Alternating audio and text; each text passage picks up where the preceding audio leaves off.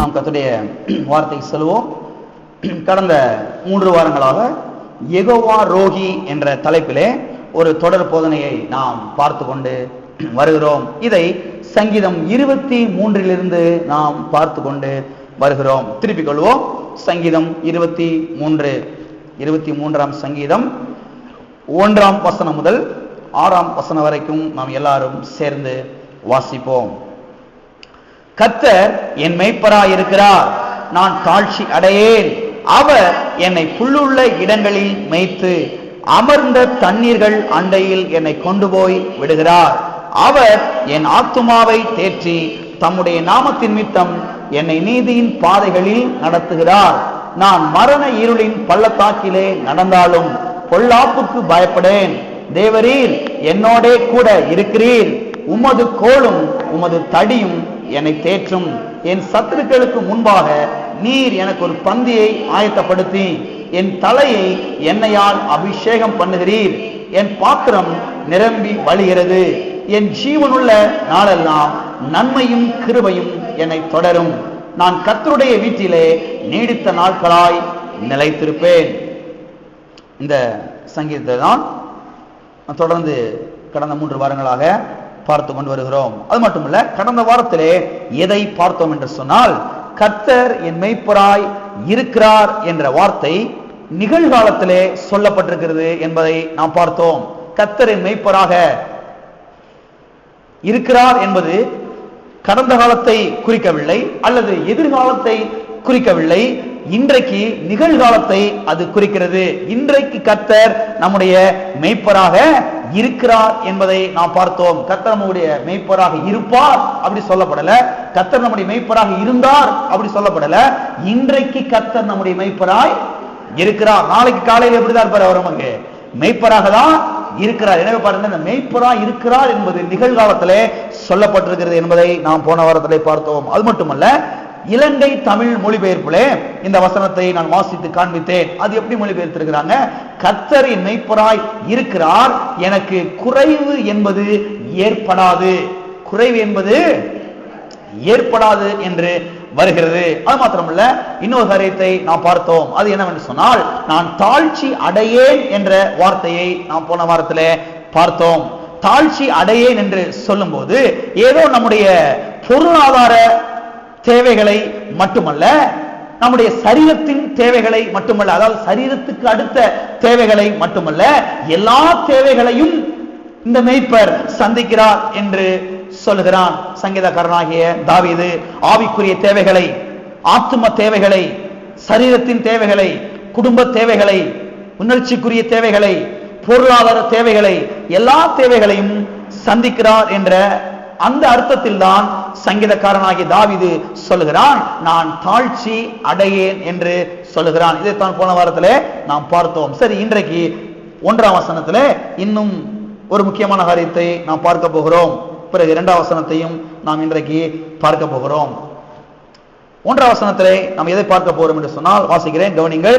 கர்த்தர் என் மேய்ப்பராய் இருக்கிறார், நான் தாழ்ச்சி அடையேன். கர்த்தர் என் மேய்ப்பராக இருக்கிறார், நான் தாழ்ச்சி அடையேன். கவனிங்களே, கர்த்தர் என் மேய்ப்பராய் இருக்கிறார் என்று யாராலே சொல்ல முடியும்? அதைத்தான் இன்றைக்கு நாம் பார்க்க போகிறோம். கர்த்தர் என் மேய்ப்பராய் இருக்கிறார் என்று உண்மையாகவே யாராலே சொல்ல முடியும்? பாருங்க, யாராலே சொல்ல முடியும் என்று சொன்னால், ஒவ்வொரு நாளும், நல்லா கவனிக்கிறது, ஒவ்வொரு நாளும் அவருடைய பிரசன்னத்திலே தங்கி வாழ்கிறவர்களாலே தான் சொல்ல முடியும். கர்த்தர் என் மேய்ப்பராக இருக்கிறார், நான் தாழ்ச்சி அடையேன், எனக்கு ஒரு குறைவும் ஏற்படாது என்று அவர்களாலே மட்டும்தான் சொல்ல முடியும். ஒவ்வொரு நாளும் அவருடைய பிரசன்னத்திலே தங்கி வாழ்கிறவர்களாலே, அவருடைய சமூகத்திலே தங்கி வாழ்கிறவர்களாலே, அவர்களாலே தான் சொல்ல முடியும். கர்த்தர் என் மேய்ப்பராக இருக்கிறார், எனக்கு ஒரு குறைவும் ஏற்படாது என்று அவர்களாலே மட்டும்தான் தைரியமாக சொல்ல முடியும். எல்லாராலையும் சொல்ல முடியாது. சும்மா அப்படியே சொல்லிவிட்டு போவது கிடையாது. ஒவ்வொரு நாளும் அவருடைய பிரசன்னத்திலே தங்கி வாழ வேண்டும். அப்படி தங்கி வாழ்கிறவர்களாலே தான் சொல்ல முடியும், கர்த்தர் என் மேய்ப்பராய் இருக்கிறார் என்று. எத்தனை பேரு ஒவ்வொரு நாளும் அவருடைய பிரசன்னத்தில் தங்கி இருக்கிறீங்க? பாருங்க, அவர்களாலே தான் சொல்ல முடியும் கர்த்தரின் மேய்ப்பராக இருக்கிறார் என்று. அவருடைய பிரசன்னத்திலே தங்கி வாழ்கிறவர்கள் அவர்களாலே தான் சொல்ல முடியும் கர்த்தரின் மேய்ப்பராக இருக்கிறார், நான் தாழ்ச்சி அடையன் என்று. என்னைக்காவது வருஷத்துக்கு ஒரு நாள் வந்து கொஞ்ச நேரம் உட்கார்ந்து ஜெபம் பண்ணிட்டு போறனால அவங்களால தைரியமா சொல்ல முடியாது. வாரத்துல என்னைக்காவது ஒரு மணி நேரம் உட்கார்ந்து ஜெபம் பண்றதுனால அப்படிப்பட்டவர்களால சொல்ல முடியாது. அன்றாடம் ஒவ்வொரு நாளும் டெய்லியும் தினமும் அவருடைய பிரசனத்திலே அவருடைய சமூகத்திலே தங்கி வாழ்கிறவர்களாலே தான் சொல்ல முடியும் கர்த்தரின் மேய்ப்பராக இருக்கிறார், எனக்கு ஒரு குறைவும் கிடையாது என்று சொல்ல முடியும். ஒவ்வொரு நாளும் அவருடைய பிரசனத்தில் தங்கி வாழ நாம் தீர்மானிக்க வேண்டும். எந்த நேரம் பாருங்க வேலை வேலை என்று பாருங்க ஓடிக்கொண்டே இருக்க கூடாது. எந்த நேரம் பிசினஸ் பிசினஸ் என்று பாருங்க அப்படி ஓடிக்கொண்டு இருக்க கூடாது. நேரத்தை ஒதுக்க வேண்டும். ஒதுக்கி அவரோடு கூட ஐக்கியம் கொள்ள வேண்டும், அவரோடு பேச வேண்டும், அவருடைய வார்த்தையினாலே உள்ளத்தை நிரப்ப வேண்டும். அதற்கு நேரத்தை பாருங்க நாம் ஒதுக்கி வைக்க வேண்டும். அப்பொழுதுதான் பாருங்க ஒரு குறைவும் இல்லாமல் வாழக்கூடிய அப்படிப்பட்ட ஒரு வாழ்க்கை என்ன செய்ய முடியும், வாழ முடியும். பாருங்க சிலருடைய கேள்வி எப்படி இருக்குதுன்னா, நான் வார வாரம் சபைக்கு வரத்தானே செய்யறேன், நான் தசமா கொடுக்கத்தானே செய்யறேன், நான் காணிக்கை கொடுக்கத்தானே செய்யறேன், பிறகு ஏன் எனக்கு வந்து குறைவு இருக்குது அப்படின்ற பாருங்க சில கேள்விகள் அவர்களுக்குள்ள இருக்குது. பாருங்க இந்த ஆழமாய் நாம் கவனிக்க வேண்டும். ஏன்னா பாருங்க ஞாயிற்றுக்கிழமை வந்தது உண்மைதான், தசமா காணிக்கை கொடுத்ததெல்லாம் உண்மைதான், அதெல்லாம் நல்லது, அதெல்லாம் கண்டிப்பா செய்யணும், அதெல்லாம் கர்த்தர் கீழ்ப்படியணும், கர்த்தர் நிச்சயமா ஆசீர்வதிப்பார். ஆனால் இன்னொரு காரியத்தை மறந்துடவே கூடாது. என்னன்னா ஒவ்வொரு நாளும் அவருடைய பிரசன்னத்திலே தங்கி வாழ்வதற்கு தீர்மானிக்க வேண்டும், அதை செய்ய வேண்டும். இவங்க என்ன நினைச்சிடறாங்கன்னா ஞாயிற்றுக்கிழமை வந்து கொஞ்ச நேரம் உட்கார்ந்தாப்புல என்ன செஞ்சு ஒரு பெரிய காரியம் நடந்து என்று நினைக்கிறார்கள். அது தவறு. ஞாயிற்றுக்கிழமை வந்து வசனத்தை கேட்கணும், கர்த்தர் சொல்லி இருக்கிறாரு, கண்டிப்பா கேட்கணும், வசனத்தை கேட்கணும், தசம காணி கர்த்தருக்கு செலுத்தணும். ஆனால் மீதமுள்ள அந்த 6 நாட்களிலே நாம் என்ன செய்கிறோம் அதுதான் ரொம்ப ரொம்ப முக்கியம். எந்த நேரம் வேலை வேலை வேலை அப்படி ஓடிக்கொண்டே இருக்கிறோமா, பிசினஸ் பிசினஸ் ஓடிக்கொண்டே இருக்கிறோமா. பிறகு சிலர் வந்து செய்முறை செய்முறை செய்முறைன்னு ஓடிக்கிட்டு இருப்பாங்க. சொந்த பந்தம் அவங்கள பார்க்கணும், அவங்களுடைய எண்ணங்கள் எல்லாம் முழு மதில் நிறைஞ்சிருக்குது. சொந்த பந்தம் அவங்க இவங்க அப்படியே தான் இருக்குது. எதுல அவங்களுடைய எண்ணம் இல்ல, கர்த்தருடைய பிரசன்னத்திலே அமர வேண்டுமே, கர்த்தரோடு பேச வேண்டுமே, கர்த்தரோடு உறவாட வேண்டுமே, கர்த்தரோடு ஐக்கியம் கொள்ள வேண்டுமே, அவருடைய வார்த்தையை தியானிக்க வேண்டுமே, அவருடைய வார்த்தையை உட்கொள்ள வேண்டுமே, அவருடைய வார்த்தையினாலே இருதயத்தை நிரப்ப வேண்டுமே. அதுல பாருங்க அவங்களுடைய நாட்டமும் தாகம் கிடையவே கிடையாது. எனவேதான் பாருங்க அவர்களால் தைரியமா சொல்ல முடியல கர்த்தர் மேய்ப்பராக இருக்கிறார், எனக்கு ஒரு குறைவும் ஏற்படாது என்று சொல்ல முடியும். சொல்றாங்க, ஆனால் அது என்ன செய்ய மாட்டேங்குது, பலிக்க மாட்டேங்குது. ஏன் பலிக்க மாட்டேங்குதுன்னா இவங்க செய்ய வேண்டிய காரியங்கள் செய்யறது கிடையாது, செய்யறது கிடையவே கிடையாது. ஆனா அவங்களுடைய உள்ளத்துல பெரிய திருப்தி, நான் ஞாயிற்றுக்கிழமை கோயிலுக்கு வந்துட்டேன், ஞாயிற்றுக்கிழமை வந்து ஒரு மணி நேரம் பிரசங்கம் கேட்டுட்டேன், 2 பாட்டை பாடிட்டேன், என்னால முடிஞ்ச தசமா காணிக்க செலுத்தி, நல்லது, அது கண்டிப்பா செய்யணும். அது வந்து ஆரம்பம், அது வந்து ஸ்டார்டிங், அது வந்து ஃபவுண்டேஷன் மாதிரி. ஆனா ஒவ்வொரு நாளும் அந்த 6 நாட்கள் மீதமுள்ள 6 நாட்கள் நம்ம என்ன செய்கிறோம், கர்த்தருடைய பிரசன்னத்தில் தங்கி இருக்கிறோமா, இல்ல அங்கேயும் ஓடிக்கிட்டு தெரியுறோமா, இல்ல நேரத்தை வேற எங்கேயும் செலவழிக்கிறோமா, வரவங்க போறவங்க வீட்டு வாசல்ல உட்காந்து, மற்றவங்க வீட்டுடைய திண்ணையில உட்காந்து நேரத்தை செலவிடுறோமா, இல்ல டிவில மற்ற புரோகிராம்ல உட்காந்து மற்ற பலவிதமான நிகழ்ச்சிகள்ல உட்காந்து அதுல உட்காந்து நேரத்தை செலவிடுறோமா, அதை கொஞ்சம் செக் பண்ணி பார்க்கணும், அதை கொஞ்சம் கவனிச்சு பார்க்கணும். அதெல்லாம் பாருங்க சரி செய்து தேவனுடைய பிரசன்னத்திலே அன்றாடம் தங்கி வாழ பழக வேண்டும். அப்படிப்பட்டவர்களாலே தான் சொல்ல முடியும் கர்த்தர் என் மேய்ப்பராக இருக்கிறார், எனக்கு ஒரு குறைவும் ஏற்படாது என்று. ஆமென். அப்படிப்பட்ட தீர்மானத்தை என்ன செய்ய வேண்டும், எடுக்க வேண்டும். பாருங்க கென்னத் ஹேகின் என்கிற பிரசங்கியாரை குறித்து பாருங்க நான் வந்து வாசிச்சேன். அவர் ஒரு நாள் அவருடைய ரூமுக்கு ஜெபிக்க முடியாக உள்ள நுழைஞ்சாரம் பாருங்க. அடிக்கடி பாருங்க அவர் வந்து கர்த்தருடைய சமூகத்தில் அமர்ந்து நல்லா ஜெபிக்கக்கூடிய ஒரு மனுஷன், கர்த்தரை வந்து துதிக்கக்கூடிய ஒரு மனுஷன் பாருங்க. ஒரு நாள் கர்த்தரை ஆராதிக்க முடியாத துதிக்க முடியாத ரூமை திறந்து உள்ள போனாராம். உள்ள போகும்போது கர்த்தரை வந்து அப்படியே அற்புதமா பேச ஆரம்பிச்சாராம் பாருங்க. அப்படி உள்ளத்துல பேச ஆரம்பிச்சாராம், மகனே எதுக்காக இப்ப நீ வந்திருக்கிற, இந்த ரூமுக்குள்ள வந்து எதுக்காக நீ வந்த அப்படின்னு சொல்லி கர்த்தர் கேட்டாராம் பாருங்க. உடனே இவர் சொன்னாரா, ஆண்டவரே எனக்கு எல்லாமே இருக்குது, எனக்கு ஒரு குறையும் கிடையவே கிடையாது, இப்ப நான் எதுக்கு வந்திருக்கிறேன்னா கொஞ்ச நேரம் உங்களுடைய சமூகத்துல உட்காந்து துதிச்சுட்டு போலான்னு வந்திருக்கிறேன், ஆராதிச்சுட்டு போலான்னு வந்திருக்கிறேன், புகழ்ந்து பாடலாம்னு நினைச்சிருக்கிறேன், வந்திருக்கிறேன் அப்படின்னு சொன்னாராம். உடனே கர்த்தர் சொன்னாரா, வெல்கம் மை சன், என்னுடைய மகனே உன்னை நான் வரவேற்கிறேன். எப்படிப்பட்ட ஒரு அனுபவம் பாருங்க. இப்படிப்பட்டவரால் தான் சொல்ல முடியும், கர்த்தர் என் மெய்ப்பராய் இருக்கிறார், நான் தாழ்ச்சி அடையேன் என்று. எனவே பாருங்க, அவருடைய பிரசனத்திலே அன்றாடம் தங்கி வாழ்கிறவர்களாலே தான் பாருங்க சொல்ல முடியும், தைரியமாக சொல்ல முடியும், கர்த்தர் என் மெய்ப்பராக இருக்கிறார், எனக்கு ஒரு குறைவும் ஏற்படாது என்று சொல்ல முடியும். எல்லாராலையும் சொல்ல முடியும். எல்லாரும் சொல்றாங்க, ஆனா அது அந்த அளவுக்கு பலிக்குதான், நிறைவேறுதா என்பதை என்ன செய்ய வேண்டும், கவனித்து பார்க்க வேண்டும். அப்ப எப்பொழுது இந்த வாக்கு தத்தம் நிறைவேறும், எப்பொழுது என்று சொன்னால் ஒவ்வொரு நாளும் அவருடைய பிரசன்னத்தில் தங்கி வாழ்கிறவர்களாலே தான் சொல்ல முடியும். ஒரு உதாரணத்தை சத்தியவேதத்திலிருந்து நாம் பார்ப்போம். திருப்பிக் கொள்வோம். யாத்ராகமம் 33ஆம் அதிகாரம் 11ஆம் வசனம். ஒருவன் தன் சிநேகிதனோடே பேசுகிறது போல கர்த்தர் மோசையோட முகமுகமாய் பேசினார். பின்பு அவன் பாளையத்துக்கு திரும்பினான். நூனின் குமாரனாகிய யோசுவா என்னும் அவனுடைய பணிவிடக்காரனாகிய வாலிபன் ஆசரிப்பு கூடாரத்தை விட்டு பிரியாதிருந்தான்.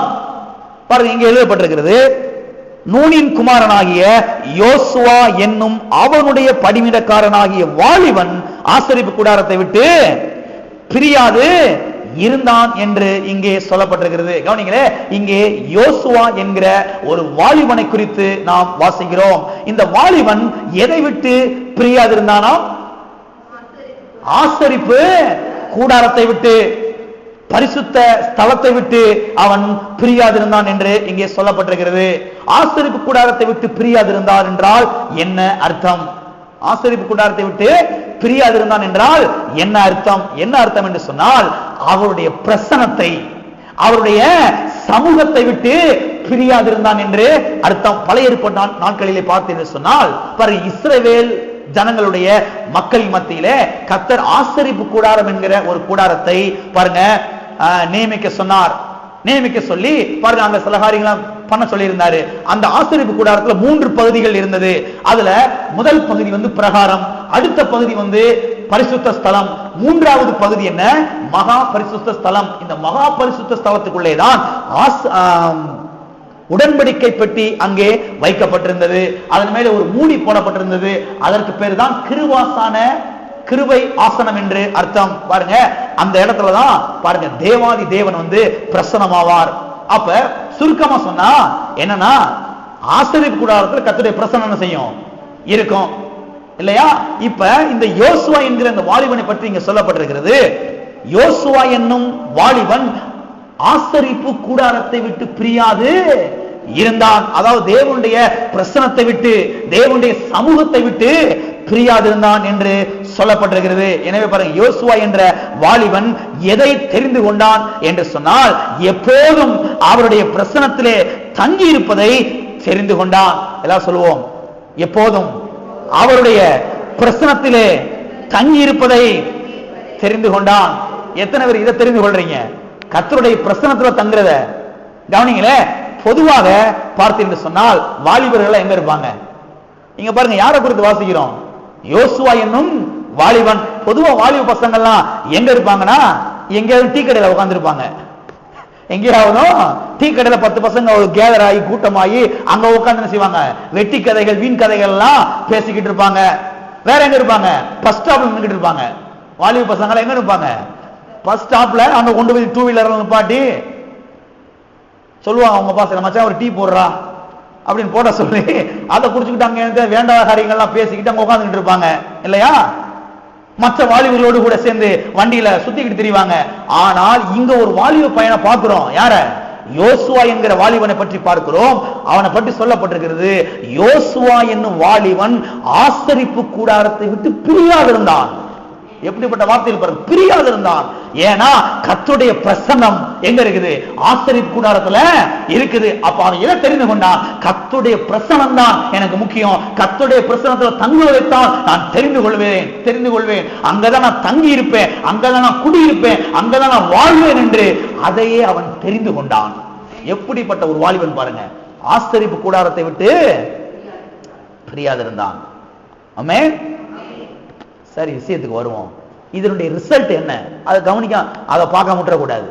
ஆசரிப்பு கூடாரத்தை விட்டு இந்த யோசுவா பிரியாது இருந்தானே, எப்போதும் கர்த்தருடைய பிரசன்னம் அங்கே இருக்கணுமே என்று தெரிந்து கொண்டானே, இதனுடைய ரிசல்ட் என்ன? இதனுடைய விளைவுகள் என்ன? அதை நாம் என்ன செய்ய வேண்டும்? கவனிக்க வேண்டும். இதனுடைய ரிசல்ட் என்னவென்று சொன்னால், சுருக்கமா சொல்றேன், அவ்வளவு வாசிக்க முடியாது, சுருக்கமா சொல்றேன். எகிப்து தேசத்தில் இருந்து பாருங்க 30 லட்சம் இஸ்ரவேல் ஜனங்களை யார் நடத்தி கொண்டு வந்தா? மோசே என்கிற தேவனுடைய மனுஷன் நடத்தி கொண்டு வந்தாரு. பாருங்க, அவர்தான் நடத்தி கொண்டு வந்தார் என்று நாம் சத்திய வேதத்தில் பார்க்கிறோம். ஒரு குறிப்பிட்ட இடத்துல வரும் பொழுது இந்த மோசே மரித்து போய் விடுகிறார். இப்ப இந்த 30 லட்சம் இஸ்ரவேல் மக்களை வழி நடத்துறதுக்கு ஆள் இல்ல. யாரை போடுறது? யாரை நியமிக்கிறது? யாரை போட்ட நடத்தி கொண்டு போவாங்க அப்படின்றதுக்கு பாருங்க பெரிய ஒரு கேள்வியா இருக்குது. ஆனால் கவனிக்க, தேவன் முன்கூட்டியே இதை என்ன செஞ்சாரு? பிக்ஸ் பண்ணிட்டாரு. மோசேக்கு பிறகு யார் தான் தலைவனா இருக்கணும்? யோசுவா தான் 30 லட்சம் இஸ்ரவேல் ஜனங்களை நடத்தி சென்று கானான் தேசத்தில் கொண்டு போய் சேர்க்க வேண்டும் அப்படி என்று பாருங்க யோசுவாவை பாருங்க தேவன் என்ன செய்து விட்டார்? நியமித்து விட்டார். பாருங்க, 30 லட்சம் மக்கள் நடத்தினா சாதாரண நினைக்கிறீங்களா? யோசித்து பாருங்க. ஒரு வீட்டுல 4 பிள்ளைங்க இருந்தாங்கன்னு அதை நடத்துறதுக்கு எவ்வளவு பிரச்சனையா இருக்குது பாருங்க.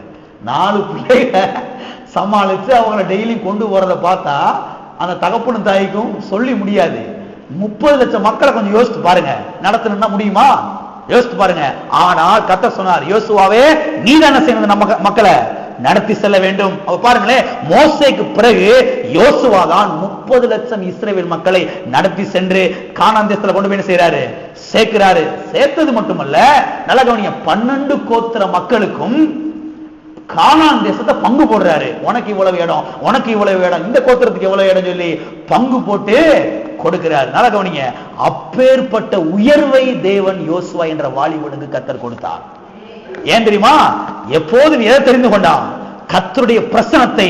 யோசுவா என்னும் வாலிபன் ஆசரிப்பு கூடாரத்தை விட்டு பிரியாது இருந்தான். அவன் கர்த்தருடைய சமூகத்தில் தங்கி இருந்தனால உயர்வு அவனை தேடி வந்துச்சு. பாருங்க, உயர்வு அவனை தேடி வந்துச்சு. 30 லட்சம் மக்களை நடத்தக்கூடிய ஒரு தலைவனாக கர்த்தர் வந்து அபிஷேகம் பண்ணினார்.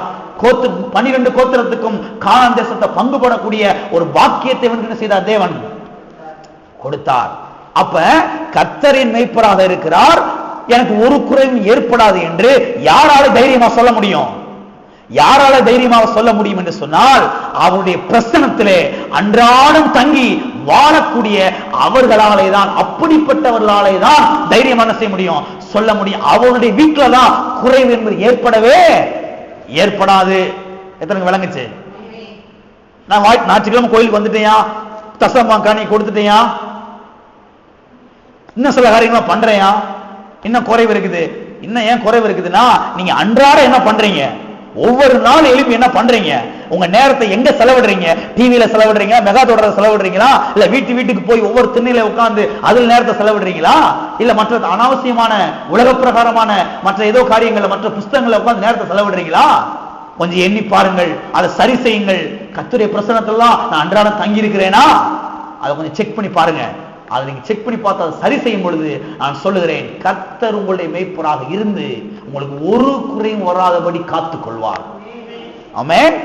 அப்பதான் ஒரு குறை என்ன செய்யாது, ஏற்படவே ஏற்படாது. ஆமென்.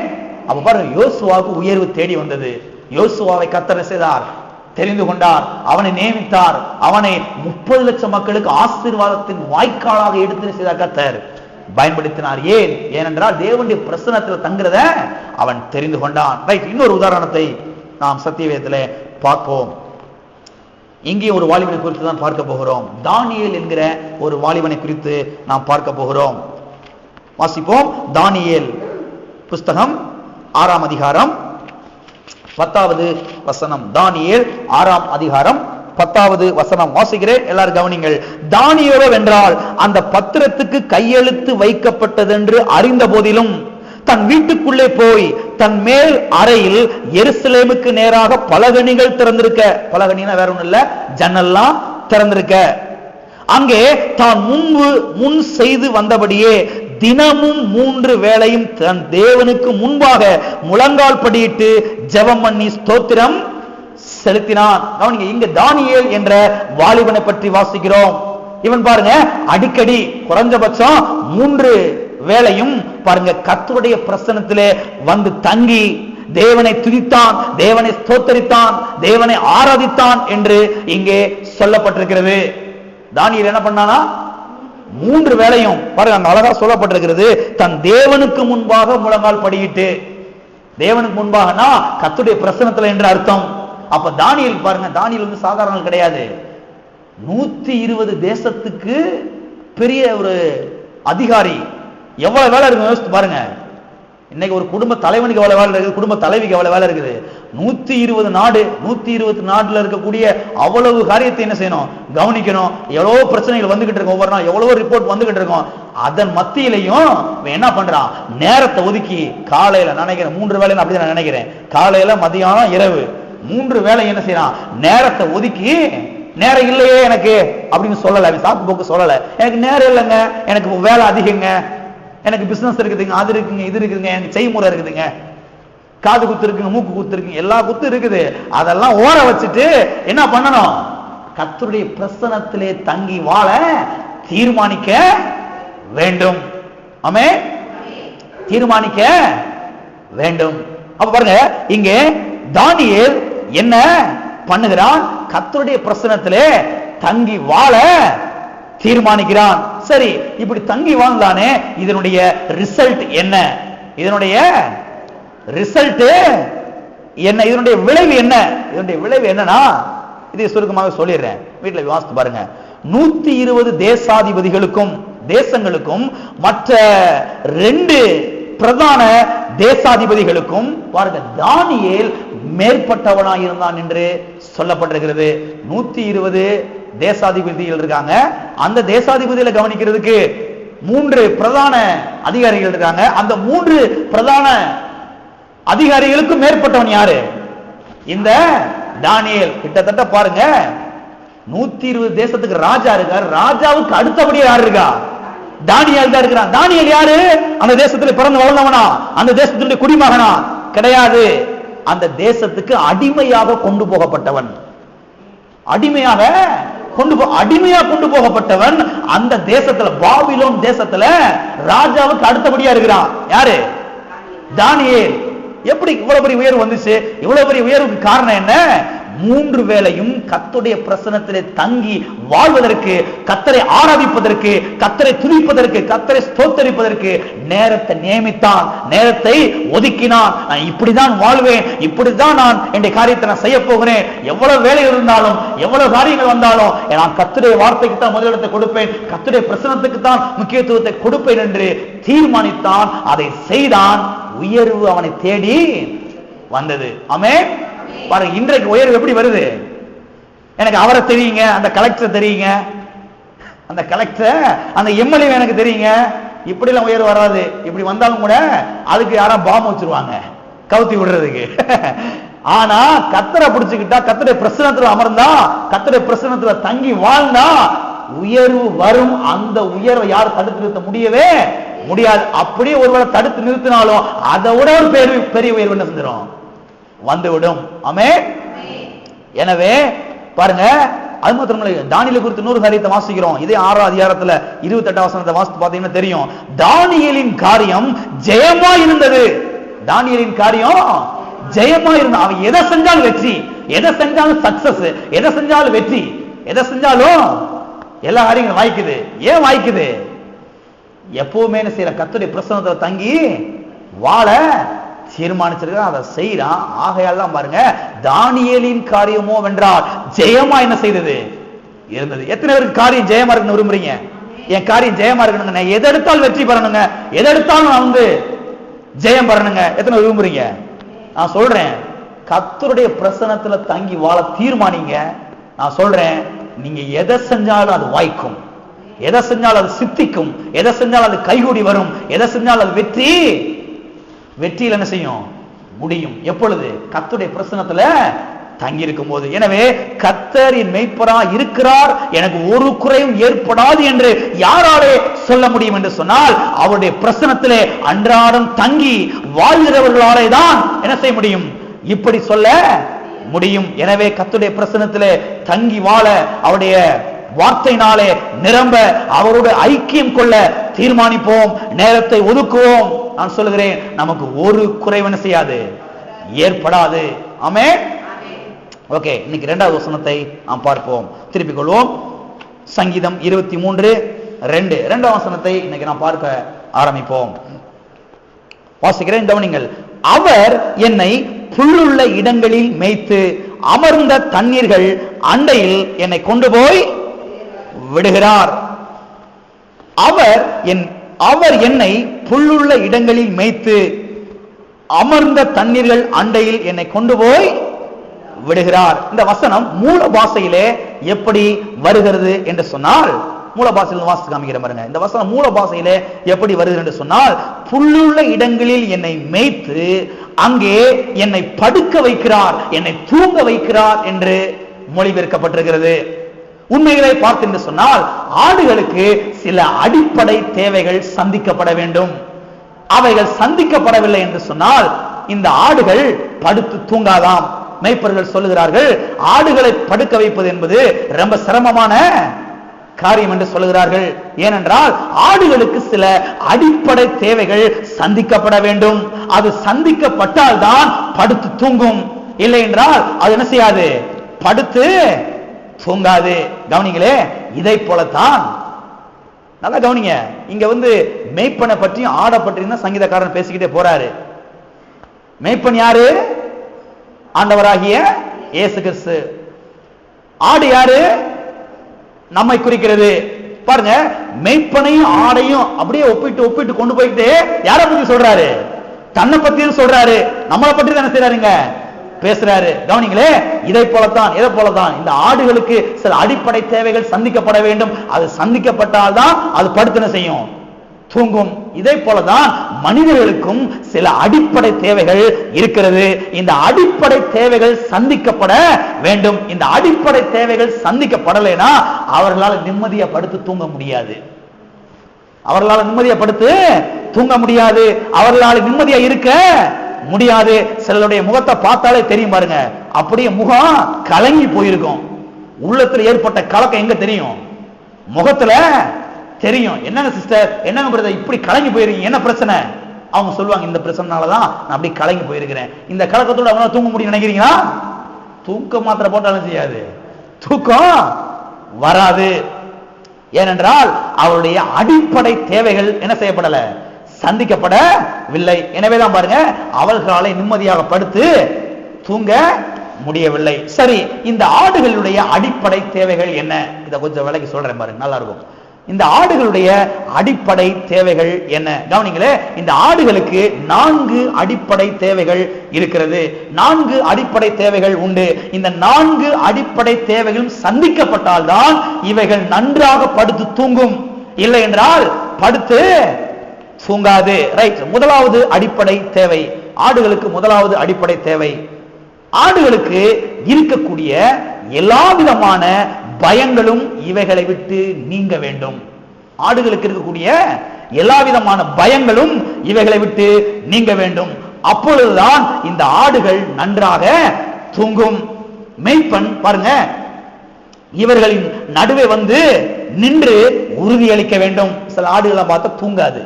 நான் சொன்னேன் இல்லையா, எனக்கு ஆடு மேய்ச்ச அனுபவம் நிறைய இருக்குது சின்ன வயசுல. ஆடுகள் பாருங்க தூங்காது. இந்த மாதிரி நேரத்தில் பாருங்க, மேய்ப்பன் அவர்கள் நடுவே நின்று அவன் உறுதி அளிக்க வேண்டும். என்ன உறுதி அளிக்க வேண்டும்? பயப்படாத, நான் இருக்கேன், பயப்படாத, நான் இருக்கேன், நல்லா தூங்கு, நீ என்ன செய், நல்லா தூங்கு, நான் விழிச்சிருக்கிறேன், நான் பார்த்துக்கிறேன், நான் கண் விழிச்சிருக்கிறேன், நீ நல்லா படுத்து தூங்கு என்று மேய்ப்பன் அந்த ஆடுகளுக்கு உறுதி அளிக்க வேண்டும். அப்பொழுதுதான் பாருங்க இவைகள் நன்றாக படுத்து தூங்கும். இல்லை என்றால் படுத்து தூங்காது. இரண்டாவது அடிப்படை தேவை என்ன? இரண்டாவது அடிப்படை தேவை என்னவென்று சொன்னால், இந்த ஆடுகளுக்குள்ளே இருக்கக்கூடிய சண்டைகள் சச்சரவுகள் நீங்க வேண்டும். இந்த ஆடுகளுக்கு இடையிலே ஏற்படக்கூடிய சண்டைகள் சச்சரவுகள் தீர்க்கப்பட வேண்டும், அது நீங்க வேண்டும்.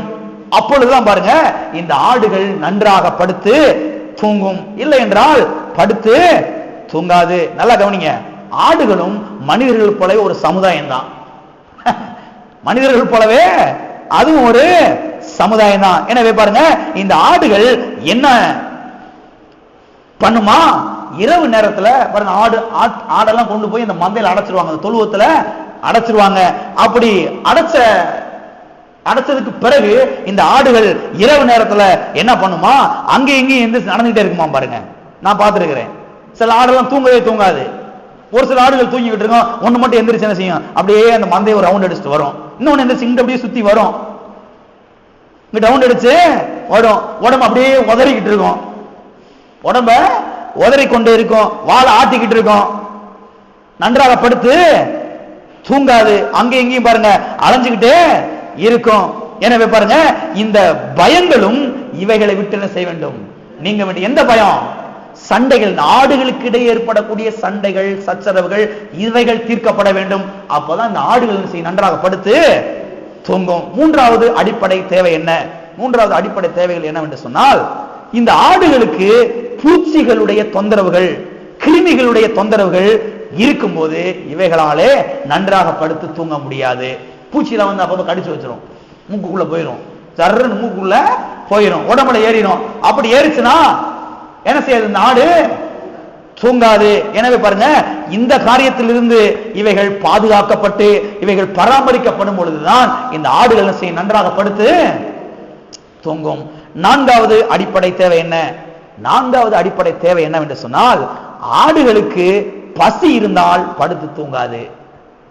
ஆடுகளுக்கு அதை நல்லா மேய விடணும், அதுக்கு நல்ல இறைய போடணும், அதுக்கு நல்ல தீனியை போடணும், போட்டு அதுக்கு வயிறு நிறைஞ்சதுனா தான் என்ன செய்யும், நல்லா படுத்து தூங்கும். வயிறு நிரம்ப வேண்டும், பசி தீர வேண்டும், அப்பதான் பாருங்க இந்த ஆடுகள் நன்றாக படுத்து தூங்கும். எனவே பாருங்க, இந்த நான்கு அடிப்படை தேவைகளும் சந்திக்கப்பட்டால்தான் இவைகள் நன்றாக படுத்து தூங்கும், இல்லை என்றால் படுத்து தூங்காது. சரி, இப்ப இந்த நான்கு காரியத்தை நான் விலைக்கு சொல்றேன். இதை வந்து லேஸ் அவுட்லைன் மாதிரி கொடுத்துருக்கிறேன். இப்போ இந்த நாளை நான் உங்களுக்கு விலைக்கு சொல்றேன். நாளை விலைக்கு சொல்றது நேரம் பார்த்தாது, ஒன்றை மட்டும் நீங்க சொல்ல போறேன், மிச்சம் மூணையும் அடுத்த வாரத்தில் சொல்ல போறேன். இந்த முதலாவது காரியத்தை இன்றைக்கு நான் பார்ப்போம். பயங்கள் நீங்க வேண்டும். இந்த ஆடுகளுக்கு பயங்கள் நீங்கும் பொழுதுதான் இவைகள் நன்றாக படுத்து என்ன செய்யும், தூங்கும். பொதுவாக பார்த்தீர்கள் சொன்னால், ஆடுகள் மிகவும் பயந்த ஒரு சுபாவத்தை உடைய விலங்காகும். பயந்த ஒரு சுபாவத்தை உடைய விலங்காகும். சின்ன நாய் வந்தா கூட 100 ஆடு அப்படியே ஓடும் பாருங்க, பார்த்திருக்கீங்களா? சின்ன ஒரு நாய் குலைச்சா கூட அப்படி பயந்து அரண்டு போய் என்ன செய்யும், அப்படியே ஓடும். ஒரு முயல் குட்டி தவி வந்தா கூட என்ன செய்யும், என்னமோ வந்துருச்சு போல, இன்னைக்கு என்னமோ ஆக போகுது போல சொல்லி பாருங்க, ஆடெல்லாம் பயந்து ஓடும். கவனிங்க, இதுல ஒரு துஷ்ட மிருகம் வந்துச்சுன்னா இதுக்கு தூக்கம் வரும் நினைக்கிறீங்களா? ஒரு நாய்க்குட்டி வந்ததுக்கு இந்த பயந்து ஓடுது, முயல் குட்டி தவி விழுந்ததுக்கு இப்படி பயந்து ஓடுது. இத ஒரு துஷ்ட மிருகம், ஒரு சிறுத்தையோ அல்லது ஒரு புலியோ அல்லது ஒரு பெரிய ஓனாயோ ஒரு கரடியோ வந்து அங்க பதுங்கி நின்று அது பார்த்துக்கிட்டு இருந்துச்சுன்னா அதுக்கு தூக்கம் வரும் நினைக்கிறீங்களா? தூக்கம் வரவே வராது. எனவே பாருங்க, இப்படிப்பட்ட மிருகங்களை குறித்த பயங்கள் நீங்க வேண்டும் ஆடுகளை விட்டு. அப்பதான் பாருங்க இந்த ஆடுகள் நன்றாக படுத்தன செய்யும், தூங்கும். எத்தனை இருக்கிறீங்க? நீங்கும் போதுதான் அந்த ஆடுகள் நன்றாக படுத்து தூங்கும், நிம்மதியாக படுத்து தூங்கும். எதிரிகள் யாரும் இல்லை என்கிற ஒரு உணர்வு இந்த ஆடுகளுக்குள்ளே ஏற்படும் பொழுதுதான் இவைகள் நன்றாக படுத்து தூங்கும். வாசிப்போம், எசேக்கியேல் தீர்க்கதரிசன புஸ்தகம், எசேக்கியேல் 34ஆம் அதிகாரம். இது மேய்ப்பனை பற்றியும் ஆடுகளை பற்றியும் இருக்கக்கூடிய ஒரு அதிகாரம். எது? எசேக்கியேல் 34ஆம் அதிகாரம் மேய்ப்பனை பற்றியும் ஆடுகளை பற்றியும் உள்ள ஒரு அதிகாரமாக. வீட்டில் போய் நீங்க வாசித்து பாருங்க, முழு அதிகாரத்தையும் ஆடை பற்றி மேய்ப்பனை பற்றி இங்க சொல்லப்பட்டுட்டே வரும். வாசிக்கிறேன் பாருங்க, 34ஆம் அதிகாரம் 25ஆம் வசனம். நான் அவர்களோட சமாதான உடன்படிக்கை செய்து துஷ்ட மிருகங்களை தேசத்தில் இராதபடிக்கு ஒழிய பண்ணுவேன். போதும், துஷ்ட மிருகங்களை தேசத்தில் இராதபடிக்கு ஒழிய பண்ணுவேன் என்று இங்கே சொல்லப்பட்டிருக்கிறது. கவனிங்களே, கர்த்தர் இங்க என்ன சொல்லுகிறார்? துஷ்ட மிருகங்கள் தேசத்தில் இராதபடிக்கு ஒழிய பண்ணுவேன் என்று சொல்லுகிறார். சரி, எதற்காக துஷ்ட மிருகத்தை கர்த்தர் ஒழிய பண்றாரா? அப்பதான் நிம்மதியப்படுத்தி தூங்க முடியும். அப்பதான் நிம்மதியப்படுத்தி தூங்க முடியும். நன்றாக தைரியமாக படுத்து செய்ய முடியும், தூங்க முடியும். அது மாத்திரமல்ல, பயம் இருக்கும்போது, அதாவது மற்ற மிருகங்களை குறித்த பயம் இருக்கும்போது இந்த ஆடுகள் என்ன பண்ணுமா? இரவு நேரங்களிலே பாருங்க, தலையை ஆட்டிக்கொண்டே உடம்ப உதறிக்கொண்டு வாழை ஆட்டிக்கொண்டு அங்கேயும் இங்கேயும் போய் அங்க போய் படுத்து பார்க்கும், இங்க போய் படுத்து பார்க்கும், ஓரத்துல போய் படுத்து பார்க்கும், தூக்கம் வரவே வராது. ஏன்? உள்ளத்துல என்ன இருக்குது? பயம் இருக்குது. பயம் என்ற ஒரு உணர்வு என்ன செய்து உள்ள இருக்குது. எனவே பாருங்க, என்ன ஆகுமோ ஏதாகுமோ என்ன நடக்குமோ என்று பாருங்க பயந்து கொண்டு தலையை ஆட்டிக்கிட்டு வாழை ஆட்டிக்கிட்டு உடம்பு உதறிக்கிட்டு அப்படி அங்கேயும் இங்கேயும் சுத்திக்கிட்டே இருக்கும் பாருங்க இந்த ஆடுகள்லாம். அது மாத்திரமல்ல, இதை மேய்ப்பன் அறிந்த மாத்திரத்திலே அவன் என்ன பண்ணுவானா, இந்த மேய்ப்பன் அங்க வெளியே படுத்திருப்பார் கட்டில போட்டு, பார்த்திருக்கீங்களா? மந்த அங்க இருக்கும், வெளியில மேய்ப்பர் என்ன செய்வாரு? படுத்திருப்பாரு அல்லது வாசல்ல படுத்திருப்பாரு. என்ன நாடெல்லாம் கொஞ்சம் தூங்காம கிடக்குது, என்ன ஆச்சு நாடுகளுக்கு? ஏதோ பயப்படுது போல, எதை குறித்தோ பயப்படுது போல, ஏதோ எதிரிகள் வந்து பதுங்கி இருக்குதோ, எதிரிகளை வந்து படுத்திருக்குதோ பார்த்துக்கிட்டு இருக்குதோ அப்படின்னு பாருங்க. அறிந்த மாத்திரத்துல இந்த மேய்ப்பன் என்ன பண்ணுவாரா, அவர் எழும்பி வந்து கையில் என்ன இருக்கும்? ஒரு கோலும் ஒரு தடியும். அதெல்லாம் விலைக்கு சொல்றேன், நாட்கள்ல கோலும் தடி இருக்குது. அவர் பாருங்க அந்த கோலை எடுத்துக்கிட்டு அவர் வந்து பாருங்க அந்த மந்தைக்கு மத்தியில் நடுவில் நிற்பாரு. மந்தைக்கு நடுவில் வந்து நிப்பாரு. நல்லா கவனிங்க. நின்னுட்டு என்ன பண்ணுவாரா அந்த மேய்ப்பன்? வேலி அப்படி ஒரு சுத்தி பார்வை பார்ப்பாராம். எதுவும் துஷ்ட மிருகங்கள் வந்து பதுங்கி இருக்குதா ஓரத்துல?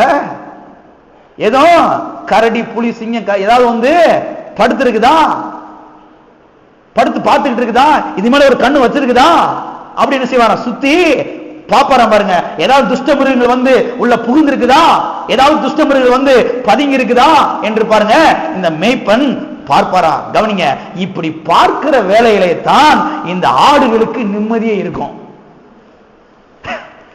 ஆடுகளுக்கு நிம்மதியா இருக்கும். அடே அப்பா, மேய்ப்பர் இருக்கிறாரு.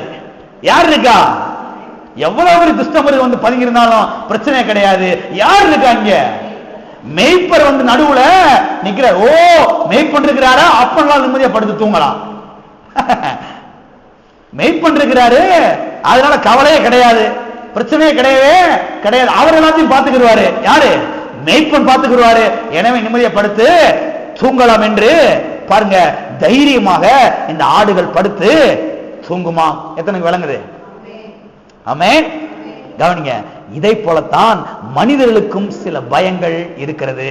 கவனிங்க, பலவிதமான பிரச்சனைகளை சந்திக்கிற வேளையிலே, பலவிதமான பிரச்சனைகளை இந்த உலகத்தில் நம்ம சந்திக்கிறோம், பலவிதமான போராட்டங்களை இந்த உலகத்தில் நம்ம வந்து சந்திக்கிறோம் பாருங்க. அப்படிப்பட்ட வேளையில என்ன ஆகுது? இது என்ன ஆகுமோ ஏதாகுமோ, இந்த காரியம் எப்படி முடியுமோ என்ற ஒரு பயம் செய்து உள்ள வந்து அப்படியே பற்றி பிடிச்ச மாதிரி இருக்குது. பலவிதமான போராட்டங்களை சந்திக்கிறோம், பலவிதமான காரியங்களை எதிர்கொள்ற அந்த உலகத்துல. அப்படி எதிர்கொள்ளும் போது உள்ளத்துல ஏற்படுது ஒரு பயம். இது என்ன ஆகுமோ, இது ஏதாகுமோ, இது எப்படி போய் முடியுமோ, என்ன நடக்குமோ என்ற ஒரு பயம் செய்து உள்ள, ஒரு கலக்கண செய்து உள்ள ஏற்படுகிற ஒரு திகில் ஏற்படுகிறது. ஆகையால் தான் பாருங்க, மனுஷனாலே நிம்மதியாக படுத்து என்ன செய்ய முடியல, தூங்க முடியல. தைரியமாக படுத்து தூங்க முடியல. பெட்ல உருண்டு உருண்டு பாக்குறாங்க, தூக்கம் என்ன செய்ய மாட்டேங்குது, வர மாட்டேங்குது. ஏன்னா பகல் நேரத்துல ஏதோ ஒரு பிரச்சனைய, ஏதோ ஒரு போராட்டத்தை சந்திச்சிருக்காங்க. சந்திச்சதுனால இந்த காரியம் எப்படி முடியுமோ, எப்படி போய் முடிய போகுதோ, என்ன ஆகுமோ ஏதாகுமோ என்ற ஒரு பயம். அந்த பயத்தினாலே என்ன செஞ்சு போச்சு, தூக்கம் கலைஞ்சு போச்சு, தூக்கம் வரமாட்டேங்குது. கவனிங்க, இப்படிப்பட்ட வேளைகளிலே என்ன நடக்கிறது என்று சொன்னால், நல்லா கவனிங்க, நல்ல மேய்ப்பராகி இயேசு வந்து நம்முடைய மத்தியிலே நிற்கிறார். நல்ல மேய்ப்பராகி இயேசு நம்முடைய மத்தியில வந்து நிற்கிறார். அவர் நம்மை பாதுகாக்கிறார், அவர் நம்மை பராமரிக்கிறார், அவர் நம்மோடு கூட இருக்கிறார். அவர் நம்மோடு கூட இருக்கிறபடினால இப்ப என்ன ஆகுது, நிம்மதியா தூக்கம் வருது. நிம்மதியா, நல்ல மேய்ப்பரே நீர் இருக்கிறீர், நீர் பார்த்துக் கொள்வீர், நான் நிம்மதியா படுத்து தூங்குறேன். எத்தனை விளங்குது? எவ்வளவு பிரச்சனைகளை சந்திச்சாலும், எவ்வளவு போராட்டங்களை சந்திச்சாலும், வேலை பார்க்கிற இடங்கள்ல, தொழில் செய்யற இடங்கள்ல, படிக்கிற கல்லூரிகளில், படிக்கிற ஸ்கூல்ல எவ்வளவு பிரச்சனைகளை சந்திச்சாலும் நைட்ல வந்து தூங்கும் போது ஒரு உள்ள ஒரு எண்ணம் வருது, நல்ல மேய்ப்பராக இயேசு என்னோடு கூட இருக்கிறார், அவர் என் கூட இருக்கிறதுனால நான் நிம்மதியா படுத்து தூங்க முடியும். இந்த பிரச்சனையில கர்த்தர் எனக்கு வெற்றியை தருவார், கர்த்தர் எனக்கு ஜெயத்தை தருவார், நிச்சயமா வெற்றி எனக்குத்தான் என்ற ஒரு உறுதி உள்ளத்துல ஏற்பட ஆரம்பிக்கிறது. பிறகு என்ன செய்ய ஆரம்பிக்கிறது, நல்லா தூக்கம் வர ஆரம்பிக்கிறது. எத்தனை இதெல்லாம் அனுபவிச்சிருக்கிறீங்க? ஆமே, கவனிங்க, கிறிஸ்தவ ஜீவியத்தினுடைய மேன்மையே இதுதான். எது? நல்ல மேய்ப்பராகி இயேசு நம்மோடு கூட இருக்கிறார். இவர் நம்மோடு கூட இருக்கிறனால நிம்மதியா படுத்து என்ன செய்ய முடியும்? தூங்க முடியும். ஆனா மற்றவங்களுக்கு மேய்ப்பர் கிடையாது, இந்த நல்ல மேய்ப்பர் கிடையவே கிடையாது. அதனால அவங்க தூங்காம கிடக்கலாம், பெட்ல உருண்டுகிட்டே கிடக்கலாம், உருண்டு கூட கீழே விழுகலாம். ஆனா நம்ம விழுக வேண்டிய அவசியம் கிடையவே கிடையாது. ஏனென்றால் நல்ல மேய்ப்பராகிய இயேசு கிறிஸ்து நம்மோடு கூட இருக்கிறார். அவருடைய பிரசன்னம் நம்மோடு கூட இருக்கிறது. அவர் நம்மோடு கூட இருக்கிறபடினாலே, அவருடைய பிரசன்னம் நமக்குள்ள இருக்கிறபடினாலே இப்போ ஒரு தைரியம் வருது, இப்போ ஒரு தெம்பு வருது, இப்ப நிம்மதி என்ன செய்து உள்ளத்துல உண்டாகிறது. நான் நிம்மதியை படுத்து தூங்க போகிறேன். கவனிங்க, பொல்லாப்பு நிறைந்த இந்த உலகத்தின் மத்தியிலே நல்ல மேய்ப்பனாக இயேசு நம்மோடு கூட இருக்கிறார். இதுதான் பாருங்க நமக்கு தைரியத்தை அளிக்கிறது, இதுதான் பாருங்க நமக்கு நிம்மதியை கொடுக்கிறது. ஆமென். வாசிப்போம் சங்கீதம் 4 சங்கீதம் 8வது வசனம். 4 சங்கீதம் 8வது வசனம் வாசிக்கிறேன், கவனிங்கள். சமாதானத்தோட படுத்துக்கொண்டு நித்திரை செய்வேன். எப்படி நித்திரை செய்வேன்? சமாதானத்தோட படுத்துக்கொண்டு, நிம்மதியோட படுத்துக்கொண்டு, இளைப்பாறுதலோட படுத்துக்கொண்டு நித்திரை செய்வேன். நித்திரை செய்வேன் என்றால் என்ன அர்த்தம்? தூங்குவேன் என்ற அர்த்தம். அடுத்து சொல்லப்பட்டிருக்கிறது, கர்த்தாவே நீர் ஒருவரே என்னை சுகமாய் தங்க பண்ணுகிறீர், நீர் ஒருவரே என்னை சுகமாய் தூங்க வைக்கிறீர், படுக்க வைக்கிறீர். எத்தனை விளங்குது? படுக்க வைக்கிறீர். எத்தனை பேருக்கு தூக்கம் இன்பமா இருக்குது? தூக்கம் இன்பமா இருக்குதுங்க, தொல்லையா இருக்க கூடாது. எத்தனை பேருக்கு தூக்கம் நல்ல சுகமா இருக்குது? சுகமா இருக்குதா? ஆமே. தூக்க வேதனை என்ன செய்யக்கூடாது? இருக்க கூடாது. தூக்கம் கஷ்டமா இருக்க கூடாது. தூக்கம் இன்பமாக சுகமாக இருக்க வேண்டும். எனவே பாருங்க, இந்த வாக்கு தத்தத்தை பாருங்க, ஒவ்வொரு விசுவாசியும் அனுபவிக்க வேண்டும். எந்த வாக்கு தத்தத்தை? சமாதானத்தோட படுத்துக்கொண்டு நித்திரை செய்வேன், கர்த்தர் ஒருவரே என்னை சுகமாய் தங்க பண்ணுகிறீர் என்ற இந்த வாக்கு தத்தம் பாருங்க. இந்த வாக்கு தத்தத்தை ஒவ்வொரு விசுவாசியும் அனுபவிக்க வேண்டும். எல்லா கரங்க சொல்லுவோம், கர்த்தர் ஒருவரே என்னை சுகமாய் தங்க பண்ணுகிறீர், நான் சமாதானத்தோட நிம்மதியோட இளைப்பாறுதலோட படுத்துக்கொண்டு நித்திரை செய்வேன். ஒவ்வொரு நாள் தூங்கும் போது இந்த வசனத்தை சொல்லிட்டு தூங்க, நல்லா தூக்கம் வரும். நீரே என்னை சுகமாய் தூங்க பண்ணுகிறீர். அது மாத்திரமல்ல பாருங்க, பிரச்சனைகளும் போராட்டங்களும் நிறைந்த இந்த உலகத்தில் பாருங்க, ஒவ்வொரு கிறிஸ்தவனும் நிம்மதியாக தூங்க முடியும். 1000 போராட்டங்கள் உலகத்தில் இருக்கலாம், 1000 பிரச்சனைகள் உலகத்தில் இருக்கலாம். அங்க குண்டு போட்டுட்டாங்களா, இங்க குண்டு போட்டாங்களா, அங்க பூகம்பம் வருதான், இங்க சுனாமி வந்துருச்சான், அங்க யாரோ தீய வச்சு பண்ணிட்டானா. நான் சொல்றேன், அவங்க வேணா தூங்காம இருக்கிறாங்க. ஆனா ஒவ்வொரு தேவனுடைய பிள்ளையும், ஒவ்வொரு கிறிஸ்தவனும் இவ்வளவு போராட்டத்தின் மத்தியிலையும், இவ்வளவு பிரச்சனைகள் மத்தியிலையும் நிம்மதியாக சமாதானத்தோட படுத்து தூங்க முடியும். எத்தனை விசுவாசிக்கிறீங்க? நான் சொல்றேன், இதை விசுவாசிச்சீங்கன்னா நிம்மதியா தூங்குவீங்க, நிம்மதியா தூங்குவீங்க. பெட்ல படுத்துக்கிட்டு 4 மணி நேரம் சுவரையே பார்த்துக்கிட்டு இருக்கிறது வாழ்க்கை கிடையாது. எத்தனை விளங்குச்சு? பெட்ல படுத்துக்கிட்டு அப்படி சுவரையே 4 மணி நேரம் பார்த்துக்கிட்டு இருந்தா என்ன ஆகும்? டெய்லியும் கிறுக்கு பிடிச்சிருந்து சொல்றாங்க. சுவரை பார்த்துக்கிட்டே இருந்தா, சுவரையே 4 மணி நேரம் பார்த்துக்கிட்டு இருந்தா டெய்லியும் பெட்ல படுத்து யோசித்து பாருங்க என்ன ஆகும்? படுத்து கண்ணை மூடணும், அப்படி ஒரு தூக்கம் வந்துடணும் பாருங்க. அதுதான் நல்ல சமாதானத்தின் தூக்கம். நான் சொல்றேன், ஒவ்வொரு கிறிஸ்தவனுக்கும் கர்த்தர் இதை வாக்கு பண்ணியிருக்கிறார். ஒவ்வொரு கிறிஸ்தவனுக்கும் கர்த்தர் இதை வாக்கு பண்ணியிருக்கிறார். இதை அப்படி பிடித்துக் கொள்ள வேண்டும். நான் கண்ணை மூடுனா நல்ல நிம்மதியான ஒரு தூக்கம், சமாதானத்தின் தூக்கம், சுகத்தின் தூக்கத்தை நான் அனுபவிப்பேன். கர்த்தர் இதை எனக்கு வாக்கு பண்ணியிருக்கிறார். 1000 போராட்டங்கள், 1000 பிரச்சனைகள் இந்த உலகத்தில் இருக்கலாம், ஆனால் நான் நிம்மதியாக படுத்து தூங்க முடியும். எல்லாவற்றையும் நல்ல மேய்ப்பராக இயேசு பார்த்து கொள்வார். அந்த பிரச்சனையில, அந்த போராட்டத்துல கர்த்தர் எனக்கு வெற்றியை தருவாரு. எனவே இன்னைக்கு நான் நிம்மதியை படுத்து தூங்க போகிறேன். ஆமென். யாரோ சொன்னாங்க, ஒருத்தர் பெட்டை வாங்கிட்டையா, தூக்கத்தை வாங்கலையா? பெட்ட நல்ல மெத்தையை வாங்கிட்டேன், நல்ல மெத்தையை வாங்கியாச்சு காசு கொடுத்து 10,000 ரூபாய்க்கு. ஆனா தூக்கத்தை 10,000 கொடுத்து வாங்க முடியுமா? வாங்க முடியவே முடியாது. நல்ல நிம்மதியான தூக்கத்தை இயேசு மாத்திரமே தர முடியும். இயேசு மாத்திரமே தர முடியும். இவர்கள் தேடுகிற சமாதானம், இவர்கள் தேடுகிற நிம்மதி, சுகம், இளைப்பாறுதல் இயேசுவிடத்திலே உண்டு. நல்ல மேய்ப்பராக இயேசுவிடத்திலே இருக்கிறது. இயேசுவை ஏற்றுக்கொள்ளும் பொழுது நிம்மதி, சுகம், இளைப்பாறுதல், சமாதானம் அவருடைய பங்காக மாறும். ஆமென். வாசிப்போம். 2 தீமோத்தேயு 1ஆம் அதிகாரம், 2 தீமோத்தேயு 1ஆம் அதிகாரம் 7ஆம் வசனம். 2 தீமோத்தேயு 1ஆம் அதிகாரம் 7ஆம் வசனம். தேவன் நமக்கு பயமுள்ள ஆவியை கொடாமல் பலமும் அன்பும் தெளிந்த புத்தியுமுள்ள ஆவியையே கொடுத்திருக்கிறார். பாருங்க, இங்கே சொல்லப்பட்டிருக்கிறது, பயமுள்ள ஆவியை கொடாமல் பலமும் அன்பும் தெளிந்த புத்தியுமுள்ள ஆவியையே கொடுத்திருக்கிறார். எல்லாம் சொல்லுவோம், கர்த்தர் எனக்கு பயமுள்ள கலக்கமுள்ள ஆவியை கொடுக்காமல் பலமும் அன்பும் தெளிந்த புத்தியுமுள்ள ஆவியையே எனக்கு கொடுத்திருக்கிறார். கர்த்தர் எப்படிப்பட்ட ஆவியை நம்ம கொடுத்திருக்கிறாரா? பலமுள்ள ஆவி, தைரியமுள்ள ஆவி, அன்புள்ள ஆவிய கொடுத்திருக்கிறார். எனவே பாருங்க, மேய்ப்பனை பார்க்கும் போதுதான் ஆடுகளுக்கு நிம்மதியே வருது. ஆடுகளுக்கு மேய்ப்பன் வந்து நடுவில் நிக்கிறார் குச்சியை வச்சுட்டு, ஒரு பார்வை பார்க்கிறார் சுத்திரும். ஏன் இந்த ஆடுகள் தூங்க மாட்டேங்குது? ஏன் சுத்திக்கிட்டே இருக்குது? ஏன் வாழை ஆட்டிக்கிட்டே கிடக்குது? ஏன் உடம்பு உதறிக்கிட்டே கிடக்குது?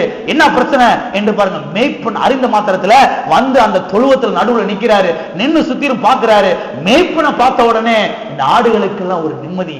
ஓ, மேய்ப்பன் இருக்கிறாரு, மேய்ப்பன் இருக்கிற வரைக்கும் நமக்கு ஒன்றும் கவலை கிடையவே கிடையாது. நம்ம நிம்மதியை படுத்தனை செய்யலாம், தூங்கலாம் சொல்லி பாருங்க. எல்லா ஆடுகளும் அது பாட்டுக்கு அதே இடத்துல படுத்தனை செய்ய ஆரம்பிக்குது, தூங்க ஆரம்பிக்கிறது. இதை போலதான் பாருங்க, மேய்ப்பனாக இயேசுவை நாம் பார்க்கும் போது, அவருடைய பிரசனத்தை நாம் உணரும் போது, அவருடைய பிரசனத்தை நாம் உணரும் போது நாம் நிம்மதியாக தூங்குகிறோம், தூங்க முடிகிறது. சரி, எப்பொழுது அவருடைய பிரசனத்தை உணர முடியும்? எப்பொழுது அவருடைய பிரசனத்தை உணர முடியும்? நல்லா கவனிங்க. அங்கேயும் ஓடிக்கிட்டே தெரிஞ்சோம்னா அவருடைய பிரசனத்தை உணர முடியவே முடியாது. என்று சொன்ன இல்லையா, எந்த நேரம் வேலை வேலை வேலை வேலை, எந்த நேரம் படிப்பு படிப்பு, எந்த நேரம் பிசினஸ் பிசினஸ், எந்த நேரம் அங்க போகணும் இங்க போகணும், அதை செய்யணும் இதை பண்ணணும், அங்க ஒரு செய்முறை இங்க ஒரு செய்முறை, அங்க வந்து நிக்கிறாங்களா, சொந்தக்காரங்க வந்துட்டாங்களா, அங்க இப்படியே ஓடிக்கிட்டு இருந்தா கர்த்தருடைய பிரசனத்தை என்ன செய்ய முடியாது? உணர முடியவே முடியாது. தானியேலை போல, யோசுவாவை போல நேரத்தை ஒதுக்கணும். அவங்கள வேலை இல்லாம ஊர் சுத்திக்கிட்டு இருந்தாலும் கிடையாது. எவ்வளவு வேலைகள் இருந்துச்சு அவங்களுக்கெல்லாம். அவ்வளவு வேலைகள் மத்தியிலையும் கர்த்தருடைய பிரசனத்திலே தங்குவதை அவர்கள் தெரிந்து கொண்டார்கள். கர்த்தருடைய பிரசனத்துல தங்குவதை தெரிந்து கொண்டார்கள். ஆகையால் தான் பாருங்க, அவங்க நிம்மதியா படுத்து தூங்கினாங்க, சுகத்தை அனுபவிச்சாங்க. அப்ப அவருடைய பிரசனத்தை எப்பொழுது உணர முடியும்? எப்பொழுது உணர முடியும் என்று சொன்னால், ஆராதனைக்கு வந்து பாடல்களை பாடும்போது, ஆராதனைக்கு வந்து பாடல்களை பாடும்போது, அவரை துதிக்கும் போது, அவரை ஆராதிக்கும் போது, அவரோட ஐக்கியம் கொள்ளும் போது, அவருடைய வார்த்தையை கேட்கும் போது, உள்ளத்திலே அவருடைய வார்த்தையினாலே பாருங்க நிரப்பும் போது என்ன ஆகுது? அவருடைய பிரசனத்தை அப்படியே உணர்கிறோம். எத்தனை அப்படி உணர்ந்திருக்கிறீங்க? ஆனா பலமுறை உணர்ந்திருக்கிறேன். சில சமயங்கள்லாம் பாருங்க, கர்த்தருடைய சமூகத்துல உட்காருவேன், உட்கார்ந்து எந்திரிக்கணும் மனசு வரவே வராது. எந்திரிக்கணும் மனசு வரவே, இன்னொரு அரை மணி நேரம் இருந்து நல்லா இருக்குமே, இன்னொரு 1 மணி நேரம் கிடைச்சா நல்லா இருக்குமே, அப்படி உட்கார்ந்துடலாமே, உலகத்தையே மறந்து எல்லாத்தையும் மறந்து பாருங்க. அப்படி கர்த்தருடைய பிரசனம் அவ்வளவு இன்பமான ஒரு இடம், அவ்வளவு ஒரு சுகமான ஒரு இடம், ஒரு இனிமையான ஒரு இடம் பாருங்க. அங்க உட்கார்ந்த எந்திரிக்கணும் மனசு வரவே வர. நான் சொல்றேன், அப்படிப்பட்டவர்களாலே தான் சொல்ல முடியும், கர்த்தர் என் மேய்ப்பராக இருக்கிறார், எனக்கு ஒரு குறையும் ஏற்படவே ஏற்படாது. அப்ப எப்பொழுது அவருடைய பிரசனத்தை உணர முடியும் என்று சொன்னால், ஆராதனைக்கு வந்து என்ன செய்யணும்? பாடல்களை பாட. அதனால ஆராதனை கொஞ்சம் சீக்கிரம் வாங்கன்னு சொல்றது. ஆராதனைக்கு கொஞ்சம் சீக்கிரம் வரணும். இங்க வந்து நல்லா கர்த்தரை ஆராதிக்கும் போது, எல்லாரும் சேர்ந்து ஆராதிக்கும் போது கர்த்தருடைய பிரசனம் இங்க இறங்க ஆரம்பிக்கிறது. கர்த்தருடைய பிரசனம் என்ன செய்ய ஆரம்பிக்குது? ஒவ்வொருடைய உள்ளத்தையும் நிரப்ப ஆரம்பிக்கிறது. இங்க நிரம்பும் போது என்ன ஆகுது? பிரச்சனை எல்லாம் ஒண்ணுமே கிடையாது, இந்த போராட்டம் ஒண்ணுமே கிடையவே கிடையாது, இந்த வியாதி ஒண்ணுமே கிடையாது, இந்த கடன் பிரச்சனை ஒண்ணுமே கிடையவே கிடையாது, இந்த குறைவு ஒண்ணுமே கிடையாது. இந்த குறைவு நிச்சயமாகவே நிறைவாகும், நல்ல மேய்ப்பராக இயேசு என்னோடு கூட இருக்கிறார். ஆகையால் இந்த குறைவு நிறைவாகும், இந்த காரியத்தில் நான் வெற்றி பெறுவேன் என்கிற ஒரு பெரிய தைரியம், ஒரு பெரிய சந்தோஷம் உள்ள செய்யறத உள்ள எலும்ப ஆரம்பிக்கிறது. அதை குறித்து ஒரு பெரிய எதிர்பார்ப்பு, நிச்சயமாக இந்த காரியத்தில் நான் வெற்றி பெறுவேன் என்கிற ஒரு எதிர்பார்ப்பு என்ன செய்ய ஆரம்பிக்கிறது, உள்ளத்துல உண்டாக ஆரம்பிக்கிறது. எனவே தான் பாருங்க, ஆராதனைக்கு வரணும், வந்து கர்த்தரை துதிக்க வேண்டும், கர்த்தரை ஆராதிக்க வேண்டும். அப்படி ஆராதிக்கிற வேலையிலே தான் அவருடைய பிரசன்னத்தை என்ன செய்ய முடியும், உணர முடியும். அப்படி உணர்கிற வேலையில தான் என்ன ஆகுது, கவலை ஓட ஆரம்பிக்குது, பிரச்சனைகள் மறைய ஆரம்பிக்கிறது, கலக்கங்கள் நீங்க ஆரம்பிக்கிறது, பயங்கள் நீங்க ஆரம்பிக்கிறது. கர்த்தர் என்னோடு கூட இருக்கிறார், நல்ல மேய்ப்பனாக இயேசு என்னோடு கூட இருக்கிறார் என்ற தைரியம் உள்ளத்துல உண்டாக ஆரம்பிக்கிறது. மறுபடியும் சொல்றேன் கவனிங்க, அங்கேயும் ஓடிக்கிட்டே இருந்தீங்கன்னா மறுபடியும் பிரச்சனைகள் ரொம்ப என்ன செய்ய ஆரம்பிக்கும், எழுமத்த ஆரம்பிக்குமே தவிர பிரச்சனை அங்க குறையிற மாதிரி தெரியவே தெரியாது, பிரச்சனை மாறுற மாதிரி தெரியாது. எப்ப ஒரு தேவனுடைய மனுஷன், தேவனுடைய பிள்ளை நேரத்தை ஒதுக்கி நல்ல மேய்ப்பனாக இயேசுனுடைய பிரசனத்திலே தங்கி வாழ தீர்மானிக்கிறானோ அப்பதான் பாருங்க அவருடைய பிரசனத்தை உணர முடியும். பிரசனத்தை உணர்ந்துட்டானா சொல்ற எல்லா பயங்களும் நீங்கி ஓடிடும், எல்லா கவலையும் நீங்கி ஓடிடும், எல்லா போராட்டங்கள் நீங்கி ஓடிடும், தைரியம் உள்ளத்துல உண்டாகும். இல்ல இல்ல இந்த காரியத்துல நான் தான் ஜெயிப்பேன், இந்த காரியத்துல நான் தான் ஜெயிப்பேன், இந்த காரியத்துல நான் தான் வெற்றி பெறுவேன், வெற்றி என்னுடையது என்ற ஒரு தைரியம் என்ன செய்ய ஆரம்பிக்கிறது, உள்ளத்துல உண்டாக ஆரம்பிக்கிறது. ஆமென். அப்ப பாருங்க, நல்ல மேய்ப்பனாகி இயேசுனுடைய பிரசன்னத்தை என்ன செய்ய வேண்டும், உணர வேண்டும். பொதுவாக அந்த ஆடுகள் அந்த மேய்ப்பனுடைய பிரசன்னத்தை உணருது, அதை உணர்ந்த மாத்திரத்துல அது படுத்த நிம்மதியை தூங்க ஆரம்பிக்குது. இப்ப எவ்வளவு துஷ்டமிருகம் நிக்கட்டும், எவ்வளவு துஷ்டமிருகம் பதுங்கி என் மேல கண்ணு போடட்டும், மேய்ப்பன் இருக்கிறாரு. மேய்ப்பன் நிக்கிறது மாத்திரமல்ல, அவர் கையில என்ன வச்சிருக்கிறாரு, ஒரு கோலும் தடியும் வச்சிருக்கிறாரு. கோல் எதுக்கு, விலைக்கு சொல்ற, தடி எதுக்கு, தடி நல்லா அடிய போடுறதுக்கு. கோல் எதுக்கு, கோல் எதுக்குன்னா மேல நல்ல இலை கொலைகள்லாம் இருந்துச்சுன்னா அதை பறிச்சு எனக்கு இறைய போடுறதுக்கு, அதுக்குத்தான் கோல். தடி எதுக்கு, ஏதாவது துஷ்டமுறை வந்துச்சுன்னா நாலு சாத்துறதுக்கு. அப்ப இந்த மேய்ப்பன் அங்க நிக்கும் போது நான் நிம்மதியா படுத்தனை செய்ய முடிகிறது, தூங்க முடிகிறது. நல்ல மேய்ப்பனாக இயேசு நிக்கும் போது அவருடைய பிரச்சனத்தை நான் உணரும் போது இப்ப நான் என்ன சொல்றேன், எல்லா பிரச்சனையும் பார்க்கலாம் நல்ல மேய்ப்பனாக இயேசு பெரியவர், அவர் என் கூட இருக்கிறாரு, இந்த பிரச்சனையில நிச்சயமாய் நான் வெற்றி பெறுவேன், தோல்வி என்பது கிடையவே எனக்கு கிடையாது. 1000 துஷ்ட மிருகங்கள், பிசாசுகள், பொல்லாத மனிதர்கள் எழும்பி என்னை ஒன்றுமில்லாமல் ஆக்க வேண்டும் என்று தீர்மானம் பண்ணினாலும் என்னை ஒன்று செய்ய முடியாது. ஏனென்றால் நல்ல மேய்ப்பனாகி இயேசு என்னோடு கூட என்ன செய்கிறார், இருக்கிறார். ஆமென். எல்லாம் எழுந்திருப்போம், ஜெபிப்போம். அடுத்த வாரத்தில் நாம் தொடருவோம். அடுத்த வாரத்திலே அந்த 3 காரியங்களை நாம் பார்ப்போம். இன்றைக்கு முதல் காரியத்தை நாம் பார்த்தோம், பயங்கள் நீங்க வேண்டும். எல்லார் கர்த்தரை நாம் ஸ்தோத்திரிப்போம். நல்ல மேய்ப்பனாகிய இயேசு என்னோடு கூட இருக்கிறார். அவர் என் கூட இருக்கிறதுனால எந்த பொல்லாத மனிதன் என்னை ஒன்றும் செய்ய முடியாது, எந்த துஷ்ட மிருகங்களை என்னை ஒன்றும் பண்ண முடியாது, எந்த பிரச்சனையை என்னை ஒன்றும் செய்ய முடியாது. நான் ஜெயிப்பேன், நான் வெற்றி பெறுவேன், நான் முன்னேறுவேன். வெற்றி என்பது என்னுடையது, வெற்றி எனக்கு. எல்லாரும் கர்த்தரை நாம் ஸ்தோத்திரிப்போம், கர்த்தருக்கு நாம் நன்றி செலுத்துவோம். ஓ உமக்கு நன்றி தேவனே, உமக்கு நன்றி தேவனே, உமக்கு நன்றி தேவனே. நல்ல மேய்ப்பரே உமக்கு நன்றி, நல்ல மேய்ப்பரே உமக்கு நன்றி, நல்ல மேய்ப்பரே உமக்கு நன்றி, நல்ல மேய்ப்பரே உமக்கு நன்றி. நீர் என்னோடு கூட இருக்கிறீர், நீர் என்னுடைய உள்ளத்தில் தங்கி இருக்கிறீர், உம்முடைய பிரசன்னம் என்னோடு கூட இருக்கிறது. உம்முடைய பிரசன்னம் என்னோடு இருக்கிறபடினாலே நான் இன்றைக்கு நிம்மதியாக படுத்து தூங்க முடியும், சுகமான தூக்கத்தை அனுபவிக்க முடியும். நல்ல தூக்கம் எனக்கு காத்திருக்கிறது, நிம்மதியான தூக்கம் எனக்கு காத்திருக்கிறது. கர்த்தர் என் மேய்ப்பராக இருக்கிறார், எனக்கு ஒரு குறைவும் இல்லை, எனக்கு ஒரு குறைவும் இல்லை. ஹல்லேலூயா, ஹல்லேலூயா. ஓ உமக்கு நன்றி, உமக்கு நன்றி ஆண்டவரே, உமக்கு நன்றி, உமக்கு நன்றி தேவனே. ஓ praise you Jesus, praise you Jesus. Thank you Father, thank you Father God. ஓ உமக்கு நன்றி, உமக்கு நன்றி தேவனே, உமக்கு நன்றி தேவனே. உடைய பிரசன்னத்துக்காக நன்றி, உடைய சமூகத்துக்காக நன்றி ஆண்டவரே. தானியேலை போல, யோசுவாவை போல எப்போதும் உடைய பிரசன்னத்திலே தங்கி வாழ இன்றைக்கு நான் தீர்மானிக்கிறேன். அங்கே எங்கேயும் ஓடுறதை நிறுத்துற ஆண்டவரே. உலக காரியங்களிலே கர்த்தாவே, லௌகீகமான காரியங்களிலே நேரத்தை செலவிடுவதை இன்றைக்கு நான் நிறுத்துகிறேன். அதற்கு நான் ஒரு முற்றுப்புள்ளி வைக்கிறேன். இன்றைக்கு உடைய பிரசன்னத்திலே தங்கி வாழ இன்றைக்கு நான் தீர்மானிக்கிறேன். கர்த்தாவே, உடைய பிரசன்னத்தில் தங்கி வாழ இன்றைக்கு நான் தீர்மானிக்கிறேன். ஓ உமக்கு நன்றி. தானியேலை உயர்த்தின கர்த்தர், யோசுவாவை உயர்த்தின கர்த்தர், இன்றைக்கு நீர் மாறாதவராக இருக்கிறீர். ஓ உமக்கு நன்றி, உமக்கு நன்றி ஆண்டவரே. எல்லா பயங்களை நீக்குகிற நல்ல மேய்ப்பராக இயேசுவே, நான் சார்ந்து கொள்கிறேன். நான் சார்ந்து கொள்கிறேன் கர்த்தாவே. எப்போதும் உடைய பிரசன்னத்தை உணரக்கூடிய ஒரு உள்ளம் எனக்கு உண்டாகட்டும். ஓ உமக்கு நன்றி, உமக்கு நன்றி தேவனே. ஹல்லேலூயா, ஹல்லேலூயா. உமக்கு நன்றி ஆண்டவரே, உமக்கு நன்றி, உமக்கு நன்றி ஆண்டவரே. ஹல்லேலூயா, ஹல்லேலூயா, ஹல்லேலூயா, ஹல்லேலூயா. தேவனே உமக்கு ஸ்தோத்திரம், ஸ்தோத்திரம், ஸ்தோத்திரம், ஸ்தோத்திரம். எங்கள் அன்பின் பிதாவே, கர்த்தராகிய இயேசு நாமத்தில் உம்முடைய சமூகத்தில் நாங்கள் வருகிறோம். நல்ல மேய்ப்பரே, நாங்கள் ஸ்தோத்திரிக்கிறோம். நானே நல்ல மேய்ப்பர் என்று சொன்னீரே கர்த்தாவே. நல்ல மேய்ப்பரே, ஓ நீர் எங்களுடைய ஆண்டவராக, எங்களுடைய எஜமானனாக இருக்கிறபடியால் உமக்கு ஸ்தோத்திரம். நீர் எங்களை மீட்டெடுத்திருக்கிறீரே, அதற்காக உமக்கு ஸ்தோத்திரம். எங்களுடைய சிருஷ்டிகரே உமக்கு நன்றி செலுத்துகிறேன் கர்த்தாவே. உமக்கு நன்றி ஆண்டவரே, உமக்கு நன்றி. ஓ உமக்கு நன்றி ஆண்டவரே. நீர் எங்கள் மத்தியிலே இருக்கிறீர், நீர் எங்களுடைய உள்ளத்தில் இருக்கிறீர் கர்த்தாவே. ஆகையாலே நாங்கள் நிம்மதியாக படுத்து தூங்க முடியும். எந்த கவலைகளும், எந்த பிரச்சனைகளும், எந்த போராட்டங்களும் எங்களை மேற்கொள்ள முடியாது என்று நாங்கள் சொல்லுகிற கர்த்தாவே. வானத்திலும் பூமியிலும் பெரியவரே, நீர் எங்களோடு கூட இருக்கிறீர் கர்த்தாவே.